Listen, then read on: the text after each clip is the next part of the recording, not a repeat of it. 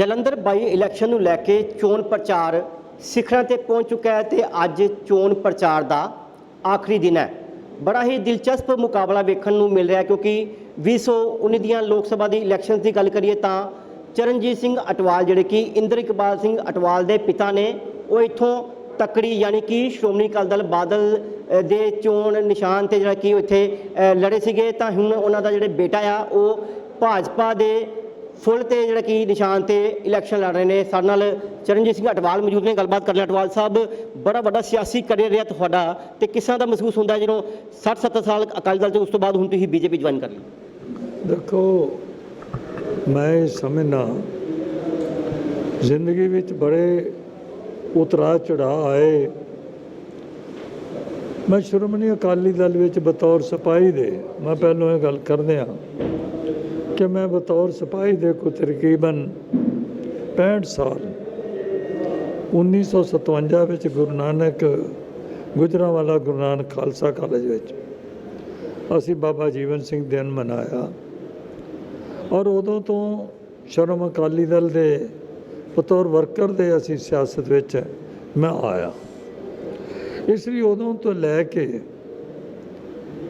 अस्तीफा देण तक मैं बतौर श्रोमणी अकाली दल के वफादार सिपाही के तौर पर काम किया। कई बार ऐसे उतरा चढ़ा आए, कई बार टिकट की हाँ हुई, कई बार टिकट की ना हुई। एक एक्सट्रीम ते जड़ा वाक़या मेरी जिंदगी में आया वो मैं जरूर तुहाडे नाल अपने पंजाब के लोगों नाल शेयर करना चाहुंदा। वो ये है कि 1977 विच वैसे तो मैं 2-3 बार पहलों भी इलैक्शन लड़ चुका सी।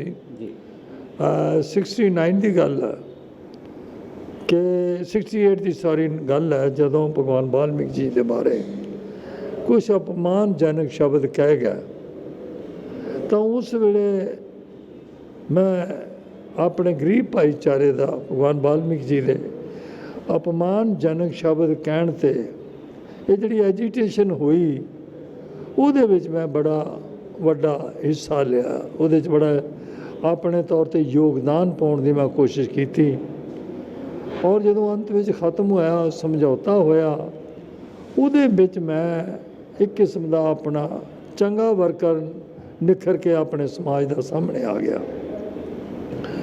इसलिए मैं हर साल क्योंकि बाबा जीवन सिंह जी की कॉन्फ्रेंस हर साल होंदी सी, 3 दिन वो कॉन्फ्रेंस होंदी सी। एक दिन कॉन्फ्रेंस वो धार्मिक ड्रामा होंदा सी जिवें सब किछ हो तो पाए इस ताती वाव ना लगे। इस तरह समाज सुधारक दे जड़े सी ये जड़े सी अपने प्रोग्राम असी जड़े ड्रामे करते सी। एक दिन पहले दिन ये होंदा सी, दूसरे दिन जड़ा होंदा सी वो संगीत दरबार ते कवि दरबार होंदा सी। ਉਹਦੇ ਵਿੱਚ ਤੁਸੀਂ ਆਪ ਹੀ ਦੇਖ ਲੈਣਾ ਵੀ ਉਹ ਕਿੰਨੀ ਕੁ ਵੱਡੀ ਕਾਨਫਰੰਸ ਹੋਊ ਜਿਹਦੇ ਵਿੱਚ ਵਿਧਾਤਾ ਸਿੰਘ ਤੀਰ ਵਰਗੇ ਜਿਨ੍ਹਾਂ ਨੇ ਪਾਂਧੀ ਪਾਤਸ਼ਾਹ ਵਰਗੀ ਕਵਿਤਾ ਲਿਖੀ ਹੈ ਕਿ ਮਹਾਰਾਜਾ ਰਣਜੀਤ ਸਿੰਘ ਦਾ ਕਿਹੋ ਜਿਹਾ ਰਾਜ ਸੀ, ਮਹਾਰਾਜਾ ਰਣਜੀਤ ਸਿੰਘ ਕਿਹੋ ਜਿਹਾ ਲੋਕਾਂ ਦਾ ਸੇਵਾਦਾਰ ਸੀ, ਕਿਸ ਤਰੀਕੇ ਦੇ ਨਾਲ ਉਹ ਲੋਕਾਂ ਦੇ ਵਿੱਚ ਆਪਣੇ ਗਰੀਬ ਲੋਕਾਂ ਨੂੰ ਕਿ ਮੇਰਾ ਕੋਈ ਬੰਦਾ ਮੇਰਾ ਕੋਈ ਪਰਜਾ ਜਿਹੜੇ ਵਿੱਚੋਂ ਕੋਈ ਰਾਤ ਪਾਟ ਭੁੱਖਾ ਤੇ ਨਹੀਂ ਸੀ ਸੌਂਦਾ। इतों तक कि वो पांडी पातशाह की जी कहानी है वो तुम जानते हो, मैं उस पास वाल नहीं जाता। वो पांडी पातशाह की जी कविता से लिखण वाला वो विधाता सिंह जी तीर सन। इसलिए विधाता सिंह तीर जी भी हमेशा साढ़े उत्थे उस कॉन्फ्रेंस से सारी उम्र आते रहे जिन्नी देर वो कॉन्फ्रेंस होंदी रही। करतार सिंह बलगण वर्गे जोड़े उस वे बहुत चोटी के कवि सन उन्होंने भी उत्थे आना। वंता जी वर्गे सन, राम नारायण सिंह दर्दी जी सन, ये मान साहब सी, ये सफरी साई जी सन जिन्हों ने सरहद का साका लिखिया। इसलिए ये संगीत दरबार जिहदे विच नरेंद्र बीबा जी, जगत सिंह जग्गा और यमला जट जी और कुलदीप मानक अजे उस वेले उठदा ही सी। तो ये सारे इस तो इलावा होर भी बहुत सारे संगीत दरबार विच और कवि दरबार विच हिस्सा लैण लई आउंदे सी। तीसरे दिन साडी कॉन्फ्रेंस जिहड़ी सी वो साडी पोलीटिकल कॉन्फ्रेंस हुंदी सी ਜਿਹਦੇ ਵਿੱਚ ਤੁਸੀਂ ਆਪ ਹੀ ਅੰਦਾਜ਼ਾ ਲਾ ਲਓ ਕਿ ਪੰਥ ਰਤਨ ਮਾਸਟਰ ਤਾਰਾ ਸਿੰਘ ਜੀ ਵੀ 1962 ਵਿੱਚ ਇਸ ਕਾਨਫਰੰਸ ਤੇ ਆ ਕੇ ਬੋਲੇ। ਜਿੰਨੇ ਪ੍ਰਧਾਨ ਹੋਏ ਸ਼੍ਰੋਮਣੀ ਅਕਾਲੀ ਦਲ ਦੇ, ਸੰਤ ਫਤਿਹ ਸਿੰਘ ਜੀ ਹੋਏ, ਤੋੜ ਸਾਹਿਬ ਜੀ ਹੋਏ, ਤਲਵੰਡੀ ਸਾਹਿਬ ਜੀ ਹੋਏ, ਇਹ ਆਪਣੇ ਜਥੇਦਾਰ ਲੌਂਗੋਵਾਲ ਸਾਹਿਬ ਜੀ ਹੋਏ, ਬਰਨਾਲਾ ਜੀ ਹੋਏ, ਬਾਦਲ ਸਾਹਿਬ ਹੋਏ, ਜਿੰਨੇ ਵੀ ਸ਼੍ਰੋਮਣੀ ਅਕਾਲੀ ਦਲ ਦੇ ਪ੍ਰਧਾਨ ਹੋਏ ਉਹ ਉਸ ਕਾਨਫਰੰਸ ਵਿੱਚ ਆਉਂਦੇ ਰਹੇ, ਜਿਹਦੇ ਨਾਲ ਮੇਰਾ ਆਪਣੇ ਭਾਈਚਾਰੇ ਵਿੱਚ ਮੇਰਾ ਮਾਣ ਸਤਿਕਾਰ ਵੱਧ ਗਿਆ। ਮੈਂ ਜਿਹੜੀ ਗੱਲ ਕਹਿਣੀ ਚਾਹੁੰਦਾ ਕਿ ਇਸ ਲੰਬੇ ਸਫ਼ਰ ਨੇ ਮੈਨੂੰ ਅਕਾਲੀ ਦਲ ਦਾ ਇੱਕ ਚੰਗਾ ਵਰਕਰ ਬਣਾ ਦਿੱਤਾ। ਲੇਕਿਨ ਮੈਂ ਜਿਸ ਦਿਨ ਪੋਲੀਟਿਕਸ ਵਿੱਚ ਇੰਟਰ ਹੋਇਆ, ਮੇਰਾ ਉਸ ਦਿਨ ਕੋਈ ਪੈਸਾ ਕਮਾਉਣ ਦਾ ਨਜ਼ਰੀਆ ਨਹੀਂ ਸੀ। ਮੈਂ ਇਸ ਕਰਕੇ ਆਇਆ ਸਾਂ ਕਿ ਮੈਂ ਆਪਣੇ ਲੋਕਾਂ ਦੇ ਗਰੀਬ ਭਾਈਚਾਰੇ ਦਾ ਕਿਤੇ ਇਹ ਨਾ ਸਮਝ ਲਿਓ, ਇਹ ਤਾਂ ਵੈਸੇ ਸੱਚ ਹੈ ਕਿ ਮੈਂ ਗਰੀਬ ਭਾਈਚਾਰੇ, ਮੈਂ ਪਛੜੇ ਵਰਗ ਮਜ਼੍ਹਬੀ ਸਿੱਖ ਪਰਿਵਾਰ ਨਾਲ ਸੰਬੰਧਿਤ ਹਾਂ। ਵਾਲਮੀਕ ਭਾਈਚਾਰਾ ਮੇਰਾ ਪਿਛੋਕੜ ਹੈ, ਮੈਂ ਉਹਦੇ ਨਾਲ ਸੰਬੰਧਿਤ ਹਾਂ। ਪਰ ਮੈਂ ਰਵਿਦਾਸ ਭਾਈਚਾਰਾ, ਉਹ ਜਿਹੜੇ ਹੋਰ ਵੀ ਗਰੀਬ ਲੋਕ ਨੇ, ਮਿਸਾਲ ਤੌਰ 'ਤੇ ਜਿਸ ਜ਼ਿਮੀਂਦਾਰ ਦੇ 2 ਕਿੱਲੇ ਜ਼ਮੀਨ ਹੈ ਉਹ ਵੀ ਇੱਕ ਗਰੀਬ ਹੈ। ਇਸੇ ਤਰ੍ਹਾਂ ਜਿਹੜਾ ਪਿੰਡ 'ਚ ਇੱਕ ਛੋਟਾ ਦੁਕਾਨਦਾਰ ਬਾਣੀਆ ਹੈ ਉਹ ਵੀ ਗਰੀਬ ਹੈ। ਮੈਂ ਉਹਦੇ ਬੱਚੇ ਦੀ ਵੀ ਗੱਲ ਕਰਦਾ। ਇਸ ਲਈ ਮੇਰਾ ਬਚਪਨ ਤੋਂ ਲੈ ਕੇ ਅੱਜ ਤੱਕ ਜਿਹੜਾ ਪੋਲੀਟਿਕਸ ਵਿੱਚ ਆਉਣ ਦਾ ਨਿਸ਼ਾਨਾ ਇਹ ਸੀ ਕਿ ਇਹ ਸਾਡੇ ਗਰੀਬ ਲੋਕਾਂ ਦੇ ਭਾਈਚਾਰਿਆਂ ਨੂੰ ਇਹ ਇੱਕੋ ਜਿਹੀ ਐਜੂਕੇਸ਼ਨ। ਮੈਂ ਨਰਿੰਦਰ ਮੋਦੀ ਜੀ ਦਾ ਧੰਨਵਾਦ ਵੀ ਕਰਦਾ, ਔਰ ਉਹਨਾਂ ਨੂੰ ਜਿੱਦਣ ਬਾਬਾ ਸਾਹਿਬ ਡਾਕਟਰ ਅੰਬੇਦਕਰ ਜੀ ਦਾ 125ਵਾਂ ਸਾਲਾ ਦਿਨ ਜਿਸ ਦਿਨ ਮਨਾਇਆ ਜਾ ਰਿਹਾ ਸੀ, ਮੈਂ ਉਹਨਾਂ ਨੂੰ ਬੇਨਤੀ ਵੀ ਕੀਤੀ ਸੀ। ਉਹ ਇਹ ਸੀ ਕਿ ਮੈਂ ਇਹ ਮੰਗਦਾ ਕਿ ਜੇ ਤੁਸੀਂ ਅੱਜ ਸਾਨੂੰ ਕੁਝ ਦੇਣਾ ਹੈ ਬਾਬਾ ਸਾਹਿਬ ਡਾਕਟਰ ਅੰਬੇਦਕਰ ਜੀ ਦੇ 125ਵਾਂ ਸਾਲੇ 'ਤੇ, ਤਾਂ ਸਾਨੂੰ ਤੁਸੀਂ ਦੇਣਾ ਅਤੇ ਸਾਨੂੰ ਤੁਸੀਂ equal opportunity with equal syllabus to all children of the nation having regard of their own mother tongue. ਇਹ ਮੈਂ ਨਹੀਂ ਕਹਿੰਦਾ, ਇੱਥੇ ਮੈਂ ਗੱਲ ਹੋਰ ਕਲੀਅਰ ਕਰ ਦੇਣਾ ਚਾਹੁੰਦਾ। ਮੈਂ ਇਹ ਨਹੀਂ ਕਹਿੰਦਾ ਵੀ ਉਹ ਕੌਨਵੈਂਟ, ਮੈਂ ਦੇਖੋ ਦੁਨੀਆ ਦਾ ਮੈਨੂੰ ਬਹੁਤ ਸਾਰਾ ਹਿੱਸਾ ਫਿਰਨ ਦਾ ਮੌਕਾ ਮਿਲਿਆ। ਮੈਂ ਪੰਜਾਬ ਦਾ ਵੀ 3 ਵਾਰ MLA ਬਣਿਆ, ਫਿਰ ਪੰਜਾਬ ਦਾ 2 ਵਾਰ ਸਪੀਕਰ ਬਣਿਆ। ਉਸ ਤੋਂ ਇਲਾਵਾ ਫਿਰ ਮੈਂ ਦੇਸ਼ ਦੀ ਲੋਕ ਸਭਾ ਦਾ 2 ਵਾਰ ਮੈਂਬਰ ਬਣਿਆ ਪਾਰਲੀਮੈਂਟ। ਉਸ ਤੋਂ ਬਾਅਦ ਡਿਪਟੀ ਸਪੀਕਰ ਬਣਿਆ। ਸਾਡੇ ਜਿਹੜੀ ਕਾਮਨਵੈਲਥ ਆ, ਦੇਖਣ ਵਾਲੀ ਗੱਲ ਹੈ ਕਿ ਇੰਟਰਨੈਸ਼ਨਲ ਲੈਵਲ ਦੇ ਤੌਰ 'ਤੇ ਵੀ ਮੈਨੂੰ ਮਾਣ ਅਤੇ ਸਤਿਕਾਰ ਇਹ ਮਿਲਿਆ ਹੈ। ਉਦੋਂ ਮੈਂ ਜਿਹਦੇ 'ਤੇ ਏਸ਼ੀਆ ਰੀਜਨ ਦਾ ਪਹਿਲੋਂ ਮੈਂ ਜਿੱਥੇ ਉਹਦਾ ਨੁਮਾਇੰਦਾ ਬਣਿਆ, ਉੱਥੇ ਫਿਰ ਮੈਨੂੰ ਕਾਮਨਵੈਲਥ ਪਾਰਲੀਮੈਂਟਰੀ ਐਸੋਸੀਏਸ਼ਨ, ਜਿਨ੍ਹਾਂ ਮੁਲਕਾਂ 'ਤੇ ਅੰਗਰੇਜ਼ ਨੇ ਹੁਕੂਮਤ ਕੀਤੀ ਹੈ, ਉਹਨਾਂ ਦਾ ਐਗਜ਼ੈਕਟਿਵ ਦੇ ਮੈਂਬਰ ਦੇ ਤੌਰ 'ਤੇ, ਫਿਰ ਉਹਦੇ ਵਾਈਸ ਚੇਅਰਮੈਨ ਦੇ ਤੌਰ 'ਤੇ ਵੀ ਕੰਮ ਕਰਨ ਦਾ ਮੌਕਾ ਮਿਲਿਆ। ਇਸੇ ਤਰ੍ਹਾਂ ਦੂਸਰੀ ਸੰਸਥਾ ਹੈ ਸਾਡੀ, ਉਹ ਸੰਸਥਾ ਹੈ ਸਾਡੇ ਇੰਟਰ ਪਾਰਲੀਮੈਂਟਰੀ ਯੂਨੀਅਨ, ਜਿਹਦੇ ਕਿ 200 ਦੇ ਕਰੀਬ ਦੁਨੀਆ ਦੇ ਸਾਰੇ ਡੈਮੋਕ੍ਰੇਟਿਕ ਕੰਟਰੀਜ਼ ਨੇ। ਉਹਨਾਂ ਦਾ ਮੈਨੂੰ ਸੈਸ਼ਨ ਦਾ ਬਾਈ ਇਲੈਕਸ਼ਨ ਵਾਈਸ ਪ੍ਰੈਜ਼ੀਡੈਂਟ ਬਣਨ ਦਾ ਵੀ ਮੌਕਾ ਮਿਲਿਆ, ਫਿਰ ਉਹਦਾ ਪ੍ਰੈਜ਼ੀਡੈਂਟ ਬਣਨ ਦਾ ਵੀ ਮੌਕਾ ਮਿਲਿਆ। ਉਸ ਤੋਂ ਇਲਾਵਾ ਜਿਹੜੀ ਸਭ ਤੋਂ ਵੱਡੀ ਗੱਲ ਆ ਕਿ ਜਿਹੜਾ ਕਿਸੇ ਹੋਰ ਸਾਡੇ ਦੇਸ਼ ਵਾਸੀ ਦੇ ਹਿੱਸੇ 'ਚ ਨਹੀਂ ਆਏ, ਉਹਦਾ ਬਤੌਰ ਇੰਟਰਨਲ ਆਡਿਟ ਮੈਂਬਰ ਇਲੈਕਸ਼ਨ, ਤੁਸੀਂ ਅੰਦਾਜ਼ਾ ਲਓ ਵੀ ਉਹਦੀ ਇਲੈਕਸ਼ਨ ਜਿਹੜੀ ਕਿੰਨੀ ਕੁ ਇੰਪਾਰਟੈਂਟ ਹੋਵੇਗੀ। ਇੰਟਰਨਲ ਆਡਿਟ ਮੈਂਬਰ, ਉਹਦੇ ਕੇਵਲ 2 ਹੀ ਮੈਂਬਰ ਹੁੰਦੇ ਨੇ। ਇੱਕ ਮੈਂਬਰ ਉਹਦਾ ਫਰਾਂਸ ਦਾ ਸਪੀਕਰ ਆਲਰੇਡੀ ਸੀ, ਇੱਕ ਸਪੀਕਰ ਦੀ ਜਿਹੜੀ ਸੀ, ਇੱਕ ਇੰਟਰਨਲ ਆਡਿਟ ਮੈਂਬਰ ਦੀ ਚੋਣ ਹੋਣੀ ਸੀ। ਮੇਰੇ ਕੋਲ ਫਰਾਂਸ ਔਰ ਕੈਨੇਡਾ ਦੇ ਸਪੀਕਰ ਆਏ, ਮੈਨੂੰ ਕਹਿਣ ਲੱਗੇ, mister Singh, have you any objection if you put your name for the internal audit member? ਅਸਲੀ ਇਹਦਾ ਮੈਨੂੰ ਇਹਦੇ ਬਾਰੇ ਕੋਈ ਬਹੁਤਾ ਗਿਆਨ ਨਹੀਂ ਸੀ। ਮੈਂ ਕਿਹਾ I will let you know after 30 minutes। ਮੈਂ ਆਪਣੇ ਸੈਕਟਰੀ ਨਾਲ ਆ ਕੇ ਗੱਲ ਕੀਤੀ। ਮੈਨੂੰ ਕਹਿਣ ਲੱਗਾ, ਮਿਸਟਰ ਸਿੰਘ, ਮੇਰਾ ਸੈਕਟਰੀ ਕਹਿਣ ਲੱਗਾ, ਜੀ ਇਸ ਤੋਂ ਵੱਡਾ ਮਾਣ ਅਤੇ ਸਤਿਕਾਰ ਆਪਣੇ ਦੇਸ਼ ਹੋ ਹੀ ਨਹੀਂ ਸਕਦਾ, ਦੁਨੀਆ 'ਚ ਹੋ ਹੀ ਨਹੀਂ ਸਕਦਾ। ਇਹ ਸੰਸਥਾ ਦੇ 200 ਮੁਲਕ ਯਾਨੀ ਡੈਮੋਕ੍ਰੇਟਿਕ ਨੇ, ਚਾਹੇ ਉਹ ਪਾਰਲੀਮੈਂਟਰੀ ਫਾਰਮ ਆਫ ਗੌਰਮੈਂਟ ਵਾਲੇ ਨੇ ਅਤੇ ਚਾਹੇ ਉਹ ਪ੍ਰੈਜ਼ੀਡੈਂਸ਼ੀਅਲ ਫਾਰਮ ਆਫ ਡੈਮੋਕ੍ਰੇਸੀ ਦੇ ਮਾਲਕ ਨੇ।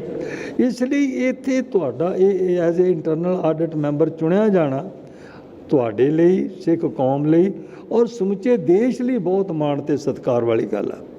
ਮੈਨੂੰ ਫਖਰ ਆ ਕਿ ਮੇਰਾ ਨਾਂ ਜਿਹੜਾ ਸੀ, ਮੈਨੂੰ ਹੁਣ ਐਗਜ਼ੈਕਟ ਨਾਂ ਤਾਂ ਨਹੀਂ ਯਾਦ, ਲੇਕਿਨ ਮੈਨੂੰ ਯਾਦ ਹੈ ਕਿ ਇੱਕ ਕੈਨੇਡਾ ਦੇ ਸਪੀਕਰ ਨੇ ਫਸਟ ਪ੍ਰਪੋਜ਼ ਕੀਤਾ, ਸੈਕੰਡ ਉਹਦਾ ਫਰਾਂਸ ਦੇ ਸਪੀਕਰ ਨੇ ਕੀਤਾ, ਥਰਡ ਮੇਰਾ ਨਾਂ ਜਿਹੜਾ ਸੀ ਉਹ ਇੰਗਲੈਂਡ ਨੇ ਕੀਤਾ, ਔਰ ਫੋਰਥ ਜਿਹੜਾ ਸੀ ਉਹ ਪਾਕਿਸਤਾਨ ਨੇ ਮੇਰਾ ਨਾਮ ਪ੍ਰਪੋਜ਼ ਕੀਤਾ। ਤੋ ਇਸ ਕਰਕੇ ਮੈਂ ਉਹ ਇਲੈਕਸ਼ਨ ਯੂਨਾਨੀਮਸਲੀ ਬੜੀ ਈਜ਼ੀਲੀ ਉਹ ਜਿੱਤ ਗਿਆ।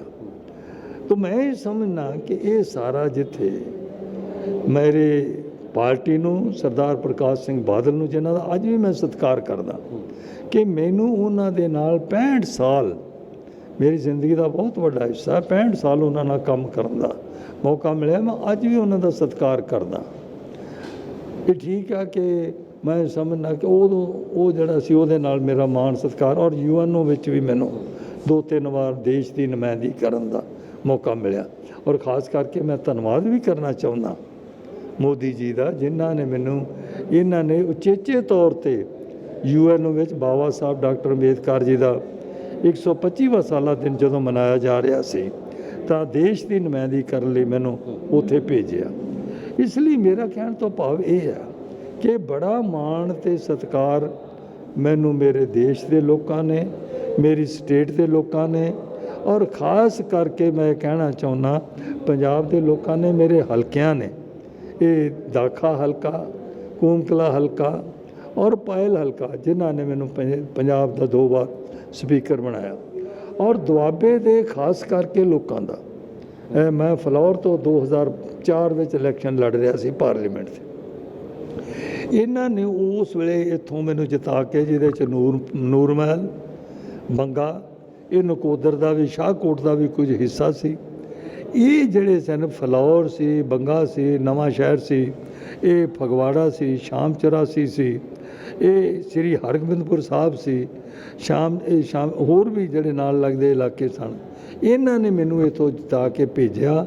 ਔਰ ਮੈਨੂੰ ਅੱਜ ਵੀ ਯਾਦ ਆ ਕਿ ਜਦੋਂ ਅਟਲ ਬਿਹਾਰੀ ਵਾਜਪਾਈ ਜੀ ਨੇ, ਦੇਖੋ ਇਹ ਭਾਰਤੀ ਜਨਤਾ ਪਾਰਟੀ ਦੀ NDA ਵਿੱਚ ਹੁੰਦਿਆਂ ਕਿੰਨੀ ਫਰਾਖ ਦਿਲੀ ਹੈ ਕਿ ਇਹਨਾਂ ਦੇ 198 ਮੈਂਬਰ ਸਨ, ਸ਼੍ਰੋਮਣੀ ਅਕਾਲੀ ਦਲ ਦੇ ਕੇਵਲ 6 ਮੈਂਬਰ ਸਨ। ਇਸ ਗੱਲ ਦੇ ਬਾਵਜੂਦ ਵੀ ਅਟਲ ਬਿਹਾਰੀ ਵਾਜਪਾਈ ਜੀ ਔਰ ਅਡਵਾਨੀ ਜੀ ਨੇ ਔਰ ਮੋਦੀ ਜੀ ਹੁਣਾਂ ਨੇ ਮੈਨੂੰ ਉਸ 6 ਜਿਸ ਪਾਰਟੀ ਦੇ 6 ਮੈਂਬਰ ਹੋਣ, ਸਿਰਫ ਉਹਨਾਂ ਨੇ ਆਪਣਾ 198 ਮੈਂਬਰ ਹੁੰਦਿਆਂ ਹੋਇਆ ਉਹਨਾਂ ਨੇ ਆਪਣੀ ਪਾਰਟੀ ਦਾ ਡਿਪਟੀ ਸਪੀਕਰ ਨਹੀਂ ਬਣਾਇਆ, ਬਲਕਿ ਉਹਨਾਂ ਨੇ ਸਰਦਾਰ ਪ੍ਰਕਾਸ਼ ਸਿੰਘ ਬਾਦਲ ਮੇਰੇ ਵਰਗੇ ਇਨਸਾਨ ਨੂੰ, ਸ਼੍ਰੋਮਣੀ ਅਕਾਲੀ ਦਲ ਦੇ ਉਹਨਾਂ ਨੇ ਨੁਮਾਇੰਦੇ ਨੂੰ, ਉਹਨਾਂ ਨੇ ਦੇਸ਼ ਦਾ ਡਿਪਟੀ ਸਪੀਕਰ ਬਣਾਇਆ। ਅਰਵਾਲ ਸਾਹਿਬ, 2019 ਦੇ ਇਲੈਕਸ਼ਨਸ ਤੁਸੀਂ ਲੜੀਆਂ ਲੋਕ ਸਭਾ ਦੀਆਂ, ਤਾਂ ਉਹ ਇਲੈਕਸ਼ਨਸ ਵਿੱਚ ਤਾਂ ਹੁਣ ਜਿਹੜੀਆਂ ਇਲੈਕਸ਼ਨਸ ਤੁਹਾਡਾ ਬੇਟਾ ਲੜਦਾ, ਕੀ ਫਰਕ ਮਹਿਸੂਸ ਹੁੰਦਾ? ਦੇਖੋ, ਮੈਂ ਸਮਝਣਾ ਕਿ ਬੜਾ ਵੱਡਾ ਫਰਕ ਆ। ਉਸ ਵੇਲੇ ਜਿਹੜਾ ਮੈਂ ਇਲੈਕਸ਼ਨ ਲੜਿਆ ਸਾਂ, ਉਸ ਵੇਲੇ ਹਾਲਾਤ ਤਕਰੀਬਨ ਇਹੋ ਜਿਹੇ ਲੰਘ ਰਹੇ ਸਨ। ਮੈਨੂੰ ਅਸਲੀਅਤ ਇਹ ਹੈ ਕਿ ਵੀ ਮੈਨੂੰ ਸਾਰੇ ਭਾਈਚਾਰਿਆਂ 'ਤੇ, ਚਾਹੇ ਕੋਈ ਮੇਰਾ ਭਾਈਚਾਰਾ ਵਾਲਮੀਕ ਭਾਈਚਾਰਾ, ਮਜ਼੍ਹਬੀ ਸਿੱਖ ਭਾਈਚਾਰਾ, ਗੁਰੂ ਰਵਿਦਾਸ ਜੀ ਮਹਾਰਾਜ ਜੀ ਦਾ ਭਾਈਚਾਰਾ, ਚਾਹੇ ਕੋਈ ਮੁਸਲਮਾਨ ਹੈ, ਚਾਹੇ ਕੋਈ ਹਿੰਦੂ ਹੈ, ਚਾਹੇ ਕੋਈ ਕ੍ਰਿਸਚਨ ਭਾਈਚਾਰਾ ਹੈ, ਚਾਹੇ ਕੋਈ ਗੁਰੂ ਰਵਿਦਾਸ ਜੀ ਮਹਾਰਾਜ ਜੀ ਨੂੰ ਮੰਨਣ ਵਾਲਾ, ਜਿੰਨੇ ਇਹ ਭਾਈਚਾਰੇ ਨੇ, ਦੇਖੋ ਮੇਰਾ ਜ਼ਿੰਦਗੀ ਦਾ ਅਸੂਲ ਰਿਹਾ, ਮੈਂ ਜੇ ਸਰਦਾਰ ਪ੍ਰਕਾਸ਼ ਸਿੰਘ ਬਾਦਲ ਤੋਂ ਕੁਝ ਸਿੱਖਿਆ ਤੇ ਮੈਂ ਇਹੋ ਹੀ ਸਿੱਖਿਆ ਕਿ ਬੰਦਾ ਕਾਮਯਾਬ ਤਦ ਹੀ ਜ਼ਿੰਦਗੀ ਵਿੱਚ ਹੋ ਸਕਦਾ ਹੈ ਜੇ ਸਾਰੇ ਭਾਈਚਾਰਿਆਂ ਨੂੰ ਨਾਲ ਲੈ ਕੇ ਕੋਈ ਚੱਲੇ। ਤੋ ਇਸ ਕਰਕੇ ਮੇਰਾ ਜਿਹੜਾ ਇੱਥੇ ਜਿੱਤਣਾ ਜਿਹੜਾ ਸੀ, ਪਿਛਲੀ ਵਾਰ ਜਿਹੜਾ ਮੈਂ ਹਾਰਿਆ 10,000 ਤੇ, ਉਹ ਕੋਈ BJP ਦਾ ਜਾਂ ਕਿਸੇ ਹੋਰ ਪਾਰਟੀ ਦਾ ਕੋਈ ਇਹਦੇ 'ਚ ਗਲਤੀ ਨਹੀਂ ਸੀ। ਇਹ ਮੇਰੇ ਆਪਣੇ ਵਿੱਚ ਕਈ ਘਾਟਾਂ ਹੋਣਗੀਆਂ ਜਿਹਦੇ ਕਰਕੇ ਮੈਂ ਸਮਝ ਲਓ ਵੀ 18,000 19,000 ਵੋਟ, ਮੈਨੂੰ ਸਾਰੀ 8,000 ਵੋਟ ਹੋਰ ਚਾਹੀਦੀ ਸੀ, ਜਿਹਦੇ ਕਰਕੇ ਮੈਂ ਹਾਰ ਗਿਆ। ਲੇਕਿਨ ਮੈਂ ਗੱਲ ਜ਼ਰੂਰ ਕਹਿਣੀ ਚਾਹੁੰਦਾ, ਉਸ ਵੇਲੇ ਦੇ ਔਰ ਅੱਜ ਦੇ ਹਾਲਾਤ ਵਿੱਚ ਫਰਕ ਆ। ਉਹ ਇਹ ਹੈ ਕਿ ਵੀ ਉਸ ਵੇਲੇ ਸਾਡਾ ਗਰੀਬ ਭਾਈਚਾਰੇ ਜਿਹੜੇ ਸਨ ਨਾ, ਉਹ ਫਟੇ ਹੋਏ ਸਨ। ਅੱਜ ਮੈਨੂੰ ਜਿਹੜਾ ਵੇਖਣ 'ਚ ਆਇਆ, ਇਹ ਸਾਰੇ ਯੂਨਾਈਟ ਨੇ। ਹੁੰਗਾਰਾ ਮਿਲ ਰਿਹਾ, ਤੁਸੀਂ ਜਾਣਦੇ ਹੋ ਜਦੋਂ ਆਪਣੇ ਬੇਟੇ ਦੇ ਚੁਣਾਵ ਪ੍ਰਚਾਰ ਵਾਸਤੇ ਕਿੰਨਾ ਕੁ ਹੁੰਗਾਰਾ ਮਿਲ ਰਿਹਾ? ਮੈਂ ਦੇਖਿਆ, ਮੈਂ ਬਹੁਤ ਸਾਰੇ ਹਲਕਿਆਂ ਵਿੱਚ ਗਿਆ, ਉਹ ਬਹੁਤ ਵੱਡਾ ਹੁੰਗਾਰਾ ਮਿਲ ਰਿਹਾ। ਮੈਂ ਗੱਲ ਹੋਰ ਕਹਿਣੀ ਚਾਹੁੰਦਾ, ਜਿਹੜੀ ਖਾਸ ਜਿਹੜਾ ਮੈਂ ਮੋਦੀ ਜੀ ਦਾ, ਅਮਿਤ ਸ਼ਾਹ ਜੀ ਦਾ, ਨੱਡਾ ਜੀ ਦਾ ਧੰਨਵਾਦ ਵੀ ਕਰਨਾ ਚਾਹੁੰਦਾ। ਉਹ ਇਹ ਹੈ ਕਿ ਮੈਂ ਇਹ ਚਾਹੁੰਦਾ ਕਿ ਜਿੱਥੇ ਮੇਰਾ ਏਮ ਆਫ ਲਾਈਫ ਜਿਹਨੂੰ ਕਈ ਆਪਾਂ ਕਹਿ ਦਈਏ, ਉਹ ਇਹ ਹੈ ਕਿ equal opportunity with equal syllabus to all children of the nation having regard of their own mother tongue. ਇਸ ਲਈ ਮੈਂ ਇਹ ਨਹੀਂ ਕਹਿੰਦਾ ਵੀ ਇਹ ਕਨਵੈਂਟ ਸਕੂਲ ਜਿਹੜੇ ਨੇ, IPS ਸਕੂਲ ਨੇ, ਇਹਨਾਂ ਨੂੰ ਬੰਦ ਕਰ ਦਿਓ। ਮੇਰੀ ਇਹ ਮੰਗ ਰਹੀ ਹੈ ਅੱਜ ਤੱਕ, ਬਚਪਨ ਤੋਂ ਲੈ ਕੇ ਅੱਜ ਤੱਕ, ਕਿ ਇਹ ਹਰ ਬੱਚੇ ਨੂੰ, ਸਾਨੂੰ ਉਹਨਾਂ ਸਕੂਲਾਂ ਨੂੰ ਬੰਦ ਕਰਨ ਦੀ ਬਜਾਏ ਸਾਡੇ ਬੱਚਿਆਂ ਨੂੰ ਵੀ ਉਹੋ ਜਿਹੀ ਐਜੂਕੇਸ਼ਨ ਦਿੱਤੀ ਜਾਏ। ਇਹ ਮੇਰੀ ਮੰਗ ਆ ਔਰ ਮੈਨੂੰ ਆਸ ਹੈ ਕਿ ਮੋਦੀ ਜੀ ਨੇ ਇਸ ਪਾਸੇ ਵੱਲ ਕੰਮ ਕੀਤਾ ਵੀ ਹੈ। ਜਿੱਦਣ ਮੈਂ ਇਹਨਾਂ ਨੂੰ ਬੇਨਤੀ ਕੀਤੀ, ਚੌਥੇ ਦਿਨ ਅਰਾਨੀ ਜੀ ਦੀ ਅਧਿਕਸ਼ਤਾ ਦੇ ਥੱਲੇ ਸਾਰੇ ਹਿੰਦੁਸਤਾਨ ਦੇ ਮਿਨਿਸਟਰਾਂ ਦੀ ਇੱਕ ਮੀਟਿੰਗ ਸੱਦੀ ਗਈ ਔਰ ਉਹਦੇ 'ਤੇ ਕੰਮ ਵੀ ਕੀਤਾ। ਇਸ ਲਈ ਮੈਂ ਮੋਦੀ ਸਾਹਿਬ ਦਾ ਬਹੁਤ ਧੰਨਵਾਦ ਕਰਦਾ। ਮੈਂ ਇੱਕ ਗੱਲ ਮੈਂ ਜਿਹੜੀ ਕਹਿਣਾ ਚਾਹੁੰਦਾ ਉਹ ਇਹ ਆ, ਇਹ ਠੀਕ ਹੈ, ਇਹਦੇ 'ਚ ਕੋਈ ਸ਼ੱਕ ਨਹੀਂ, ਕੋਈ ਦੋ ਰਾਇਮਾ ਨਹੀਂ ਕਿ ਮੇਰਾ ਬੱਚਾ ਇਲੈਕਸ਼ਨ ਲੜ ਰਿਹਾ ਜੀ, ਮੈਂ ਉਹਦੀ ਮਦਦ 'ਤੇ ਆਇਆ ਵੀ ਹਾਂ। ਲੇਕਿਨ ਇਸ ਤੋਂ ਇਲਾਵਾ ਹੋਰ ਵੀ ਬਹੁਤ ਸਾਰੇ ਕਾਰਨ ਨੇ ਜਿਨ੍ਹਾਂ ਕਾਰਨਾਂ ਕਰਕੇ ਮੈਨੂੰ ਸ਼੍ਰੋਮਣੀ ਅਕਾਲੀ ਦਲ, ਜਿੰਨੇ ਕਿ ਮੈਂ ਸਮਝਦਾ, ਮੈਂ ਸਰਦਾਰ ਪ੍ਰਕਾਸ਼ ਸਿੰਘ ਬਾਦਲ ਨੇ, ਭਾਵੇਂ ਮੇਰੀ ਜ਼ਿੰਦਗੀ 'ਚ ਬਹੁਤ ਉਤਰਾਅ ਚੜ੍ਹਾਅ ਆਏ। ਇੱਕ ਮੈਂ ਗਲੇਰਿੰਗ ਐਗਜ਼ਾਮਪਲ ਤੁਹਾਨੂੰ ਦੇਣੀ ਚਾਹੁੰਦਾ। 1977 'ਚ ਮੈਂ ਹਲਕਾ ਦਾਖਾ ਤੋਂ MLA ਬਣਿਆ। 1980 ਦੀ ਜਦੋਂ ਚੋਣ ਆਈ ਤਾਂ ਕਿਉਂਕਿ ਮੈਂ MLA ਉੱਥੋਂ ਦਾ ਸਿਟਿੰਗ MLA ਸੀ, ਕੁਦਰਤੀ ਤੌਰ 'ਤੇ ਮੇਰਾ ਨਾਂ ਉੱਥੇ ਆਉਣਾ ਕੁਦਰਤੀ ਸੀ। ਜਿਹੜੀ ਪਹਿਲੀ ਲਿਸਟ ਰਿਲੀਜ਼ ਹੋਈ ਉਹਦੇ 'ਚ ਮੇਰਾ ਨਾਂ ਹਲਕਾ ਦਾਖਾ ਤੋਂ ਕੈਂਡੀਡੇਟ ਤੌਰ 'ਤੇ ਸੀ। ਉਹਨਾਂ ਦਿਨਾਂ 'ਚ ਇਲੈਕਸ਼ਨ ਬੜੀ ਲੰਬੀ ਹੁੰਦੀ ਸੀ ਜੀ। ਇਲੈਕਸ਼ਨ ਲੰਬੀ ਹੋਣ ਦੇ ਨਾਲ ਇਹ ਹੋਇਆ ਕਿ ਅਸੀਂ 3-4 ਮਹੀਨੇ, ਜਿਹੜੇ 3 ਮਹੀਨੇ ਅਸੀਂ ਰੋਜ਼ ਲੜ ਕਰਦੇ ਸਵੇਰੇ ਨਿਕਲ ਗਏ, ਰਾਤ ਨੂੰ 12-1 ਵਜੇ ਅਸੀਂ ਵਾਪਸ ਆਇਆ ਕਰੀਏ। ਹੋਇਆ ਇਹ ਕਿ ਅਖੀਰਲੇ ਦਿਨ ਉਹਨਾਂ ਦਿਨਾਂ 'ਚ ਚਿੱਠੀ ਸਿੰਬਲ ਦੀ ਮੈਨੂੰ ਵੀ ਦੇ ਦਿੱਤੀ। ਲਾਸਟ ਜਿਸ ਵੇਲੇ ਮੈਂ ਜਾ ਕੇ SDM ਦੀ ਕੋਰਟ 'ਚ ਵੜਦਾ ਅਤੇ ਮੈਨੂੰ ਮੇਰੇ ਮਗਰ ਉਹਨਾਂ ਨੇ ਬੀਬੀ ਸਤਵੰਤ ਕੌਰ ਨੂੰ ਵੀ ਸਿੰਬਲ ਦੀ ਚਿੱਠੀ ਦੇ ਦਿੱਤੀ। ਸ਼ੀ ਵਾਜ਼ ਦੀ sitting member of that constituency, Chamkaur Sahib. ਹੁਣ ਜਦੋਂ ਉਹ ਲੈ ਕੇ ਚਲੇ ਗਏ ਤਾਂ ਉਸ ਵੇਲੇ ਫਿਰ ਮੈਨੂੰ SDM ਸਾਹਿਬ ਪੁੱਛਦੇ, ਦੱਸੋ ਜੀ ਹੁਣ ਤੁਸੀਂ ਕੀ ਕਰਨਾ ਚਾਹੁੰਦੇ ਹੋ ਵਾਪਸ? ਮੈਂ ਦੇਖੋ ਜੀ, ਸਿੰਬਲ ਦੀ ਚਿੱਠੀ ਤਾਂ ਮਗਰੋਂ ਇਹ ਲੈ ਕੇ ਆਏ ਆ, ਇਸ ਕਰਕੇ ਸਿੰਬਲ ਤਾਂ ਤੁਸੀਂ ਦਿਓ ਹੁਣ ਇਹਨਾਂ ਨੂੰ। ਵਿਡਰਾ ਜਿਹੜਾ ਹੈ ਉਹ ਮੈਂ ਪਾਰਟੀ ਨੂੰ ਪੁੱਛ ਕੇ ਕਰਾਂਗਾ। ਮੈਂ ਬੀਬੀ ਜੀ ਦੇ ਹਫਤਾ ਲਾਇਆ। ਹਾਂ ਸਰ, ਜਿਹੜੀ ਗੱਲ ਕਰਨ ਵਾਲੀ ਆ ਉਹ ਇਹ ਆ, ਜਦੋਂ ਮੈਂ ਬਾਹਰ ਨਿਕਲਿਆ, ਜਿਹੜੀ ਮੈਂ ਗੱਲ ਕਹਿਣੀ ਚਾਹੁੰਦਾ, ਉੱਥੇ 5-6-7 ਹਜ਼ਾਰ ਦਾ ਇਕੱਠ। ਸਾਡੇ ਉਸ ਵੇਲੇ ਦੇ ਲੀਡਰ ਜਿਹੜੇ ਸੀ ਦੂਸਰੇ ਧੜੇ ਦੇ, ਉੱਥੇ ਖੜੋਤੇ ਸਾਰੇ। ਮੈਨੂੰ ਕਹਿਣ ਜੀ ਆਪਾਂ ਇਲੈਕਸ਼ਨ ਲੜਨੀ ਆ। ਮੈਂ ਕਿਹਾ ਦੇਖੋ, ਮੈਂ ਇਲੈਕਸ਼ਨ ਲੜਨੀ ਨਹੀਂ, ਪਾਰਟੀ ਨੇ ਜਿਹੜਾ ਹੈ ਉਹ ਟਿਕਟ ਬੀਬੀ ਸਤਵੰਤ ਕੌਰ ਜੀ ਨੂੰ ਦੇ ਦਿੱਤਾ। ਇਸ ਕਰਕੇ ਮੈਂ ਕਿਹਾ ਮੈਂ ਆਪਣੀ ਪਾਰਟੀ ਦਾ ਇੱਕ ਸਿਪਾਹੀ ਹਾਂ, ਮੈਂ ਨਹੀਂ ਲੜਨੀ ਇਲੈਕਸ਼ਨ। ਮੈਨੂੰ ਕਹਿਣ ਲੱਗੇ ਜਿੱਤ ਜਾਵਾਂਗੇ। ਮੈਂ ਕਿਹਾ ਕਿੱਥੇ ਜਿੱਤਣਾ?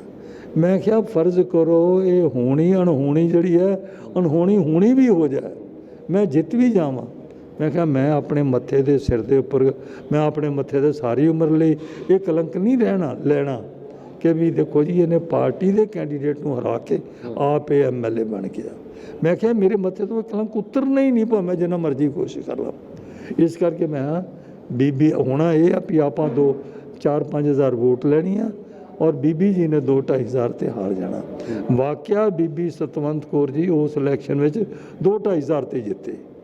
ਅਗਰ ਮੈਂ ਉਸ ਵੇਲੇ ਖੜਾ ਹੋ ਜਾਂਦਾ, ਜਿੱਤ ਵੀ ਜਾਂਦਾ, ਬੀਬੀ ਨੂੰ ਹਰਾ ਵੀ ਦਿੰਦਾ, ਲੇਕਿਨ ਮੇਰੇ ਮੱਥੇ ਅੱਜ ਜਿਸ ਗੱਲ 'ਤੇ ਮੈਂ ਮਾਣ ਕਰਦਾ ਕਿ ਮੇਰੀ 65 ਸਾਲ ਦੀ ਲਾਈਫ ਵਿੱਚ ਇੱਕ ਵਕਤ ਵੀ ਐਸਾ ਨਹੀਂ ਆਇਆ ਜਦੋਂ ਕਿ ਮੈਂ ਪਾਰਟੀ ਤੋਂ ਇੱਧਰ ਉੱਧਰ ਕਦੇ ਹੋਇਆ ਹਾਂ ਜਾਂ ਸਰਦਾਰ ਪ੍ਰਕਾਸ਼ ਸਿੰਘ ਬਾਦਲ ਦੇ ਨਾਲ ਮੇਰਾ ਕੋਈ ਉਹਦਾਂ ਤੋਂ ਮੈਂ ਦੂਰ ਹੋਇਆ ਹਾਂ। ਪਰ ਹੁਣ ਤੁਹਾਡੀ ਲੋੜ ਸੀਗੀ, ਪਾਰਟੀ ਨੂੰ ਬਹੁਤ ਜ਼ਿਆਦਾ ਲੋੜ ਸੀਗੀ। ਇੱਕ ਪਾਸੇ ਬਾਦਲ ਸਾਹਿਬ ਨਹੀਂ ਰਹੇ, ਅਕਾਲ ਚਲਾਣਾ ਚੱਲ ਗਏ, ਤਾਂ ਤੁਹਾਡੇ ਵਰਗੇ ਲੀਡਰ ਦੀ ਉਹਨਾਂ ਨੂੰ ਲੋੜ ਸੀ, ਪਰ ਤੁਸੀਂ ਉਹਨਾਂ ਨੂੰ ਛੱਡ ਦਿੱਤਾ। ਕਾਰਨ ਕੀ ਰਹੇ ਨੇ? ਨਹੀਂ, ਰੀਜ਼ਨ ਨਹੀਂ ਤੇ ਹੋਰ ਵੀ ਦੇਖੋ, ਮੈਂ ਤੁਹਾਨੂੰ ਹੋਰ ਬੇਨਤੀ ਕਰਾਂ, ਉਹ ਇਹ ਹੈ ਕਿ ਵੀ ਜਿਵੇਂ ਮੈਂ ਅੱਗੇ ਕੀਤਾ ਕਿ ਨਿਰੇ ਤਾਂ ਨਿਰਾ ਕਾਰਨ ਇਹ ਨਹੀਂ ਹੈ ਕਿ ਵੀ ਮੇਰਾ ਬੇਟਾ ਇਲੈਕਸ਼ਨ ਲੜ ਰਿਹਾ।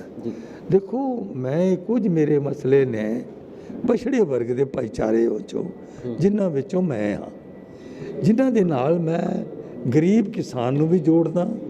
ਗਰੀਬ ਕਿਸਾਨ ਦੇ ਬੱਚੇ ਨੂੰ, ਜੇ ਮੈਂ ਐਜੂਕੇਸ਼ਨ ਲਿਖਿਆ, ਗਰੀਬ ਕਿਸਾਨ ਦਾ ਬੱਚਾ ਵੀ, ਉਹ ਵੀ ਮਤਲਬ ਗਰੀਬ ਹੈ, ਜਿਹੜਾ 2 ਕਿੱਲੇ ਜ਼ਮੀਨ ਹੈ। ਮੈਂ ਛੋਟੇ ਦੁਕਾਨਦਾਰ ਦੇ ਬੱਚੇ ਨੂੰ ਵੀ ਜੋੜਨਾ। ਮੈਂ ਇਸੇ ਤਰ੍ਹਾਂ ਖੇਤ ਮਜ਼ਦੂਰ ਦੇ ਬੱਚੇ ਨੂੰ ਵੀ ਜੋੜਨਾ। ਮੈਂ ਇਸ ਲਈ ਕਰਕੇ ਇਹ ਸਾਰਿਆਂ ਨੂੰ ਨਾਲ ਮਤਲਬ ਰੱਖ ਕੇ ਗੱਲ ਕਰਨੀ ਚਾਹੁੰਦਾ। ਇਹ ਮਸਲੇ ਹੱਲ ਨਹੀਂ ਕਰਵਾ ਪਾ ਰਿਹਾ ਸ਼੍ਰੋਮਣੀ ਅਕਾਲੀ ਦਲ? ਇਹ ਮੈਂ ਮਸਲਿਆਂ ਨੂੰ ਅਜੇ ਹੱਲ ਕਰਨ 'ਚ ਅਸਮਰੱਥ ਰਿਹਾ। ਇਹ ਨਹੀਂ ਵੀ ਮੈਂ ਮਨਵਾ ਨਹੀਂ ਸੀ, ਮੈਂ ਆਪ ਸਮਰੱਥ ਰਿਹਾ। ਇਸ ਲਈ ਮੈਂ ਇਹ ਚਾਹੁੰਦਾ ਕਿ ਪੰਜਾਬ ਜਿਹੜਾ ਉਹ ਸਾਡਾ ਤਰੱਕੀ ਕਰੇ। ਮਾफ़ ਕਰਨਾ, ਮੈਂ ਗੱਲ ਕਹਿਣੀ ਚਾਹੁੰਦਾ ਕਿ ਉਨੀ ਦੇਰ ਤੱਕ 2 ਗੱਲਾਂ ਮੈਂ ਕਹਿਣੀ ਇਹਦੇ 'ਚ, ਔਰ ਬਾਬਾ ਸਾਹਿਬ ਡਾਕਟਰ ਅੰਬੇਦਕਰ ਜੀ ਨੇ ਵੀ ਇਹ ਗੱਲ ਕਹੀ ਆ। ਉਹ ਇਹ ਗੱਲ ਕਹੀ ਹੈ ਕਿ ਉਨੀ ਦੇਰ ਤੱਕ ਕੋਈ ਇੰਡੀਵਿਜੂਅਲ, ਕੋਈ ਪਰਿਵਾਰ, ਕੋਈ ਸਟੇਟ, ਕੋਈ ਦੇਸ਼ ਉਨੀ ਦੇਰ ਤੱਕ ਦੁਨੀਆ ਦਾ ਮਹਾਨ ਦੇਸ਼ ਨਹੀਂ ਬਣ ਸਕਦਾ, ਜਿੰਨੀ ਦੇਰ ਤੱਕ ਕਿ ਆਪਣੇ ਬੱਚਿਆਂ ਨੂੰ ਉਹ ਬਰਾਬਰ ਦੀ ਐਜੂਕੇਸ਼ਨ ਸਾਰਿਆਂ ਨੂੰ ਨਹੀਂ ਦਿੰਦਾ। ਇਸ ਲਈ ਮੈਂ ਇੱਕ ਬੇਨਤੀ ਕਰ, ਕਿਉਂਕਿ ਮੈਂ ਸਮਝਦਾ ਕਿ ਮੋਦੀ ਜੀ ਇਸ ਜਿਹੜੀ ਮੇਰੀ ਮੰਗ ਆ, ਇਹ ਜਿਹੜੀ ਘਾਟ ਹੈ ਜਿਹਨੇ ਪੰਜਾਬ ਨੂੰ ਬਹੁਤ ਥੱਲੇ ਕੀਤਾ, ਉਹਨੂੰ ਉੱਪਰ ਲੈ ਕੇ ਜਾਣਾ, ਕੇਵਲ ਤਾਂ ਕੇਵਲ ਇਹ ਇੱਕ ਮੇਰੀ ਨਜ਼ਰਾਂ 'ਚ ਰਸਤਾ ਨੰਬਰ 1। ਨੰਬਰ 2, ਮੈਂ ਸਮਝਦਾ ਕਿ ਸਾਡਾ ਪੰਜਾਬ ਜਿਹੜਾ ਹਰ ਪੱਖ ਤੋਂ, ਹੁਣ ਮੈਂ ਕਿਸੇ ਪਾਰਟੀਆਂ ਨੂੰ ਕ੍ਰਿਟਿਸਾਈਜ਼ ਕਰਾਂ ਤਾਂ ਅਜੇ ਚੰਗਾ ਨਹੀਂ, ਉਹ ਬਾਅਦ 'ਚ ਦੇਖਾਂਗਾ ਮੈਂ। ਜਿੰਨੀ ਤਰੱਕੀ ਸਾਡੀ ਪੰਜਾਬ ਦੀ ਹੋਣੀ ਚਾਹੀਦੀ ਸੀ, ਉਹ ਤਰੱਕੀ ਹੋਈ ਨਹੀਂ। ਇਹ ਤਾਂ ਹੀ ਤਰੱਕੀ ਹੁੰਦੀ ਆ ਜੇ ਸੈਂਟਰ ਦੀ ਔਰ ਸਟੇਟ ਦੀ ਸਰਕਾਰ ਦੀ ਇਕੁਏਸ਼ਨ ਹੋਵੇ। ਇੱਕ ਫਾਰਮੂਲਾ ਤੇ ਹੈ ਵੀ ਇਕੁਏਸ਼ਨ ਹੋਵੇ, ਜਿਵੇਂ ਅਟਲ ਬਿਹਾਰੀ ਵਾਜਪਾਈ ਜੀ ਔਰ ਸਰਦਾਰ ਪ੍ਰਕਾਸ਼ ਸਿੰਘ ਬਾਦਲ ਦੀ ਸੀ ਇਕੁਏਸ਼ਨ, ਜਾਂ ਇਹ ਹੋਵੇ ਦੂਸਰਾ ਤਰੀਕਾ ਕਿ ਉਹ ਸਟੇਟ ਦੀ ਤਾਂ ਤਰੱਕੀ ਹੁੰਦੀ ਆ ਕਿ ਜੇ ਉੱਪਰ ਵੀ ਇੱਕ ਪਾਰਟੀ ਦੀ ਸਰਕਾਰ ਆ, ਥੱਲੇ ਵੀ ਦੂਸਰੀ ਪਾਰਟੀ ਦੀ ਸਰਕਾਰ ਹੋਵੇ। ਇਸ ਲਈ ਮੈਂ ਅੱਜ ਮਹਿਸੂਸ ਕਰਦਾ ਕਿ ਇਕੁਏਸ਼ਨ ਵਾਲੀ ਗੱਲ ਤਾਂ ਅੱਜ ਹੈ ਨਹੀਂ। ਅਟਲ ਮਤਲਬ ਅਟਲ ਬਿਹਾਰੀ ਵਾਜਪਾਈ ਜੀ ਨੇ, ਜਿਵੇਂ ਮੈਂ ਕਿਹਾ, ਨਾ ਸਰਦਾਰ ਪ੍ਰਕਾਸ਼ ਸਿੰਘ ਬਾਦਲ ਵਰਗੀ ਕੋਈ ਮਹਾਨ ਸ਼ਖਸੀਅਤ ਹੈ। ਇਸ ਲਈ ਮੈਂ ਸਮਝਦਾ ਕਿ ਜਿੰਨੀ ਦੇਰ ਤੱਕ ਇੱਕ ਸਟੇਟ ਵਿੱਚ ਔਰ ਸੈਂਟਰ ਵਿੱਚ ਇੱਕੋ ਜਿਹੀ ਸਰਕਾਰਾਂ ਨਹੀਂ ਖਿਆਲਾਂ ਦੀਆਂ ਹੁੰਦੀਆਂ, ਉਨੀ ਦੇਰ ਤੱਕ ਪੰਜਾਬ ਤਰੱਕੀ ਨਹੀਂ ਕਰ ਸਕਦਾ।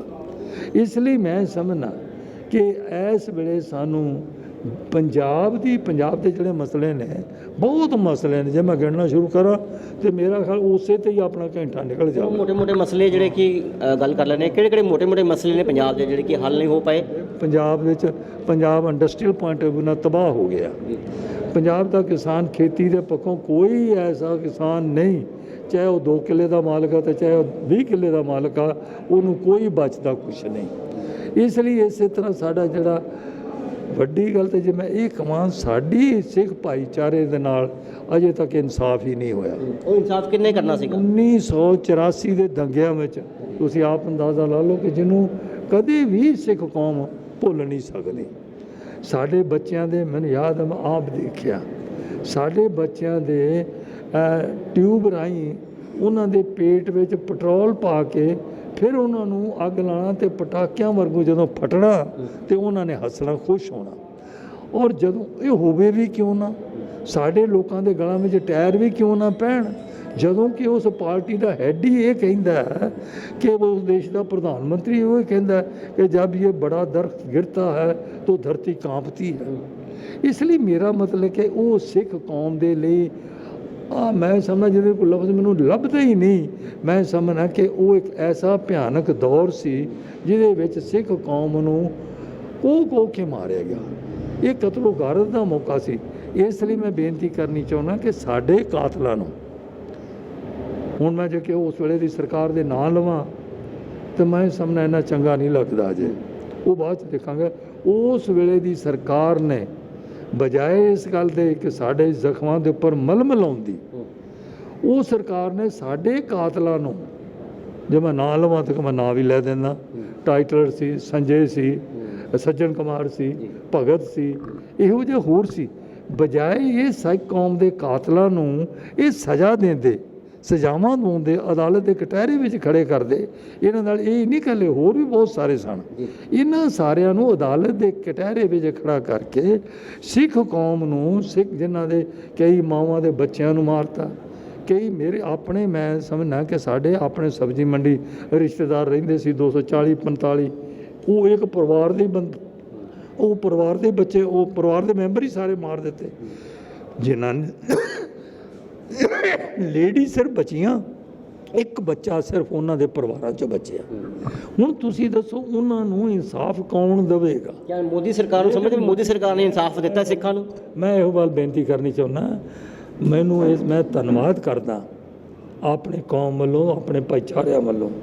ਭਾਈ ਮੋਦੀ ਸਾਹਿਬ ਨੇ ਸਾਡੇ ਕਾਤਲਾਂ ਨੂੰ ਅਦਾਲਤ ਦੇ ਕਟਹਿਰੇ ਵਿੱਚ ਲਿਆ ਕੇ ਖੜਾ ਕੀਤਾ, ਔਰ ਜਿਹੜੇ ਬਾਕੀ ਰਹਿੰਦੇ ਨੇ ਮੈਂ ਸਮਝਦਾ ਉਹਨਾਂ ਨੂੰ ਵੀ ਅਦਾਲਤ ਦੇ ਕਟਹਿਰੇ ਵਿੱਚ ਲਿਆ ਕੇ ਖੜਾ ਕਰਨਾ ਚਾਹੀਦਾ, ਤਾਂ ਕਿ ਸਿੱਖ ਸੈਂਟੀਮੈਂਟਸ ਇਹ ਸਮਝ ਸਕਣ ਵੀ ਅਸੀਂ ਵੀ ਇਸ ਦੇਸ਼ ਦੇ ਵਾਸੀ ਹਾਂ, ਸਾਡੇ ਨਾਲ ਕੋਈ ਧੱਕਾ ਨਹੀਂ ਹੋਵੇਗਾ। ਔਰ ਉਹ ਮੈਂ ਸਮਝਦਾ ਇਹ ਜੇ ਮਹਿਸੂਸ ਕਰਾ ਸਕਦਾ ਕੋਈ ਗੱਲ, ਤੇ ਉਹ ਨਰਿੰਦਰ ਮੋਦੀ ਜੀ ਹੀ ਕਰਾ ਸਕਦੇ। ਪਰ ਮੋਦੀ ਸਰਕਾਰ ਤੇ ਐਲੀਗੇਸ਼ਨ ਲੱਗਦੇ ਨੇ ਵੀ ਹਿੰਦੂਤਵਾ ਦੀ ਗੱਲ ਆਖਦੇ ਨੇ, ਫਿਰ ਉਸੇ ਕਰਕੇ ਹੀ ਪੰਜਾਬ 'ਚ ਵੀ ਜਿਹੜਾ ਕਿ ਵੱਖਰੇ ਰਾਜ ਦੀ ਜਿਹੜੀ ਕਿ ਮੰਗ ਉੱਠਦੀ ਹੈ।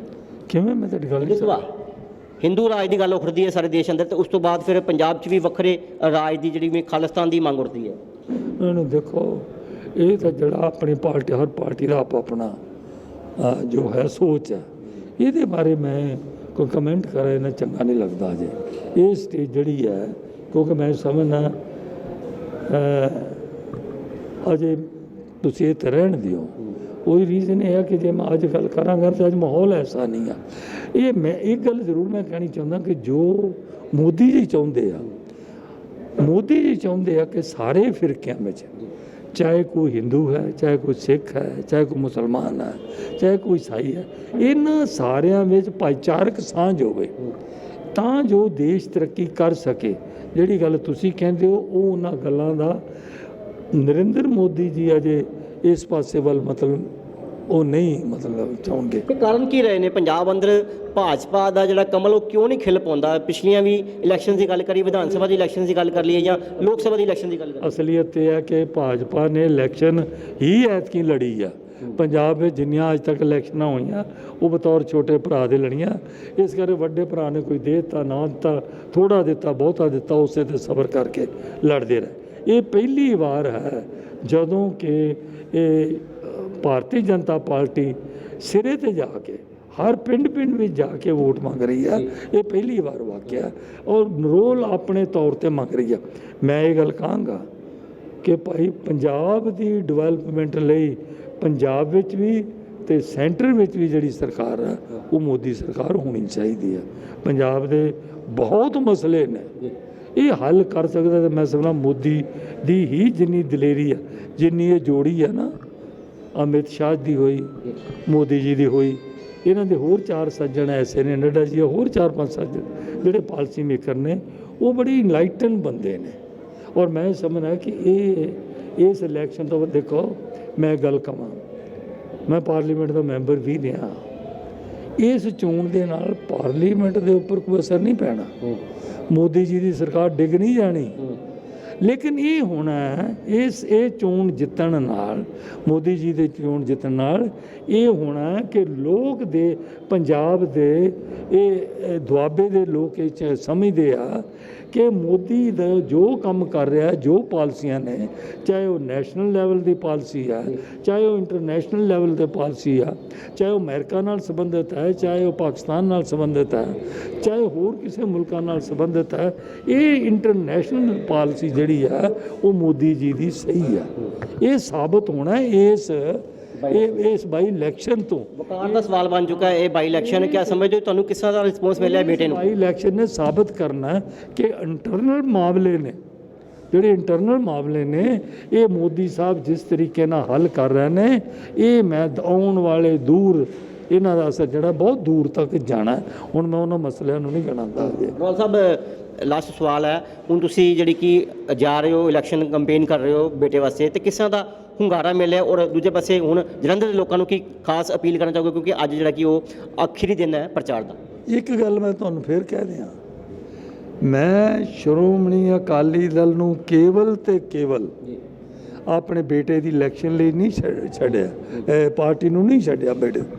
ਮੈਂ ਪੰਜਾਬ ਦੇ ਮਸਲੇ ਨੇ, ਜਿਵੇਂ ਐਜੂਕੇਸ਼ਨ ਹੈ, ਇੰਡਸਟਰੀ ਹੈ, ਹੋਰ ਸਾਡੇ ਮਸਲੇ ਨੇ, ਇਹ ਪੰਜਾਬ ਦੇ ਕਿਸਾਨ ਦੇ ਮਸਲੇ ਨੇ, ਹੋਰ ਸਾਡੇ ਗਰੀਬ ਭਾਈਚਾਰਿਆਂ ਦੇ ਮਸਲੇ ਨੇ, ਜਿਸ 'ਚ ਅਹਿਮ ਮਸਲਾ ਸਾਡਾ ਬਰਾਬਰ ਦੀ ਐਜੂਕੇਸ਼ਨ ਆ। ਇਸ ਕਰਕੇ ਐਸੇ ਮਸਲੇ ਮੈਂ ਸੁਣਾ ਮੋਦੀ ਜੀ ਦੀ ਰਹਿਨਮਾਈ ਥੱਲੇ ਹੀ ਹੱਲ ਹੋ ਸਕਦੇ ਨੇ।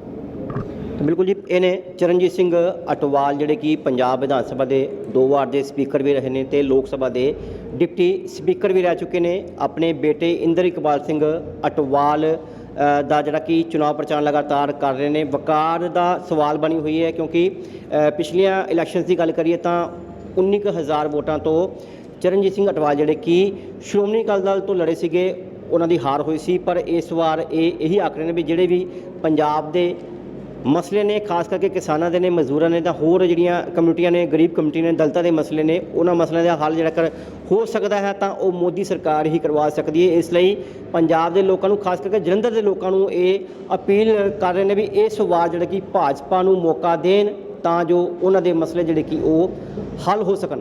ਕੈਮਰਾ ਪਰਸਨ ਵਿਪਨ ਸ਼ਰਮਾ ਨਾਲ ਸਿਕੰਦਰ ਪਸਰੀਚਾ, ਦੈਨਿਕ ਸਵੇਰਾ ਟੀਵੀ, ਜਲੰਧਰ।